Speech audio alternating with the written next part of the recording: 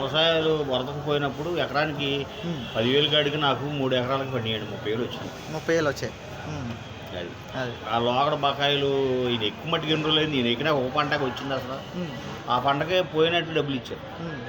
అదే అంటే మందు విషయంలో ఇది ప్రభుత్వం తీసుకున్న నిర్ణయం ఎలా ఉంది? ముందు కూడా మంచి ముందు ఆ బ్రాండ్లు పోయినాయి.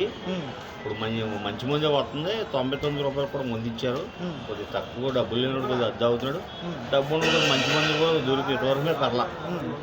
ఇదివరకే పర్లేదు. అంటే ఇప్పుడు రోడ్ల విషయంలో గతంలో నెంబర్ 1 పోస్ట్ చేస్తున్నారు కదా. ఈ విలేజ్ మొత్తం ఎక్కడికక్కడ పోసుకుంటూ వచ్చేస్తారు. ప్రతి ఊరికి 34 లక్షల సీసీ రోడ్లు జరుగుతున్నాయి ఇప్పుడు ఆల్రెడీ. అదే నా ఊర్లో నందివాడ మాది 40 లక్షల రూపాయల రోడ్లు ఇప్పుడు ఆల్రెడీ జరుగుతున్నాయి.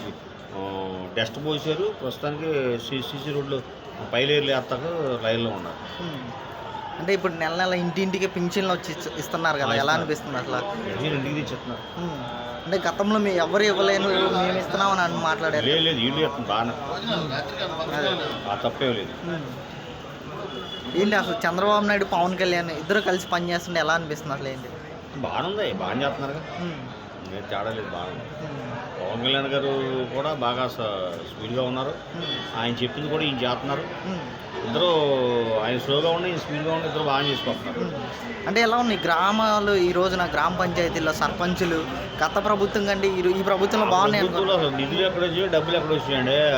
ప్రెసిడెంట్ చేస్తా కూడా డబ్బులు వస్తున్నాయి. సీసీ రోడ్లు వదిలేరు. ప్రెసిడెంట్ పని చేసుకుంటున్నాడు. అన్ని పనులు జరుగుతున్నాయి. ఇప్పుడు బటన్ నొక్కితే అయ్యగారి చేతిలో ఉంది. కానీ ఇప్పుడు ఇంతవరకు మీద కాదు ఇది.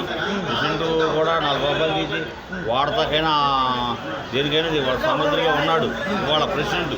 ఆ వాళ్ళు లేదు ఇది. అదే ఇంటింటికి కుళాయిలు ఇస్తా ఉన్నారు కదా. ఇంటింటి కుళాయిలు కూడా కావాల్సిన వేస్తున్నారండి. ఓకే. అంటే 6 నెలల్లో దాదాపు ప్రభుత్వంకి 6 నెలలు అయింది కదా, ఎలా అనిపించింది ఓవరాల్గా మొత్తం మీద? 6 నెలల్లో రైతులకు లాభం జరిగింది. తర్వాత రోడ్లు అభివృద్ధికి వచ్చినాయి. తర్వాత పింఛను నెల వస్తుంది. తర్వాత రైతులకి వ్యవసాయం పోయిన వాళ్ళకి ఎకరానికి 10,000 కాడికి డబ్బులు పడి అభివృద్ధి లేదు అక్కడ, ఆయన చేయింది అక్కడ. ఆ తర్వాత గ్యాస్ బండ్లు లైన్లోకి వచ్చినాయి. తర్వాత బస్సు ఫ్రీ అని కూడా అది కూడా పెడతానన్నారు 4 నెలల్లో. ఓటు కూడా చేస్తున్నారంటారు. బాగా చేస్తున్నారు. ఇంకా ఉండగా కూడా అనుకున్న పథకాలన్నీ కూడా చేసుకుంటూ వస్తారు. అదే ఏంటి ఈరోజు అసెంబ్లీ చూస్తున్నారు కదా, ఎలా అనిపించింది సభలో మాట్లాడి? అసెంబ్లీలో ఇంతవరకు ఒక రామకష్టంలా కూడా సగ ప్రశాంతంగా జరుగుతుంది. వాళ్ళ తిట్లు కానీ ఒక విమర్శించుకోవడం కానీ ఆడినేసేస్తా ఈయన వేసేస్తా అలాంటివి ప్రశాంతంగా న్యాయబద్ధంగా జరుగుతుంది. Okay, thank you.